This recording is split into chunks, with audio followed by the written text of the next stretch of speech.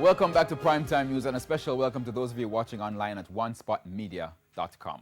Up first this evening, the attorneys representing accused gang leader Tesha Miller say they will be appealing the guilty verdict handed down to their client in the Home Circuit Court today. Miller was found guilty on 2 counts of accessory to murder relating to the June 2008 killing of former JUTC chairman Douglas Chambers. TVJ's Kirk Wright has the details. Tesha Miller, who was on trial for the murder of former Jamaica Urban Transit Company chairman Douglas Chambers, was found guilty with being an accessory before the fact and after the fact of the murder. The 7-member jury deliberated for a little over 3 hours before returning the guilty verdict. Miller is to be sentenced on July 9. His attorney, Bert Samuel, says things began going downhill for his client early in the trial based on how he was showcased in the media. That has designated him as a leader of the Klansman's gang, for which he's taken a lawsuit against a certain media house.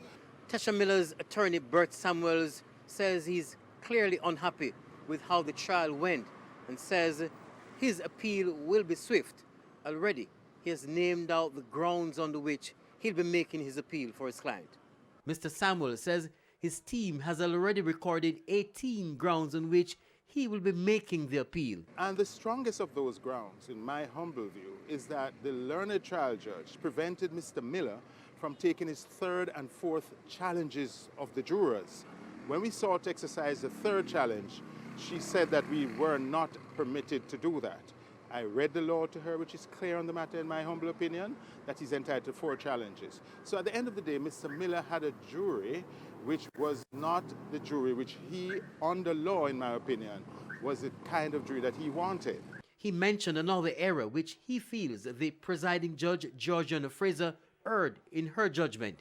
The fact that the judge who, as it were, sentenced and reduced the main and sole witness of fact in this case is the same judge that did the trial, that's another ground of appeal that we're taking on, because a judge respectfully ought not to sit in a case that they have dealt with a part of it before.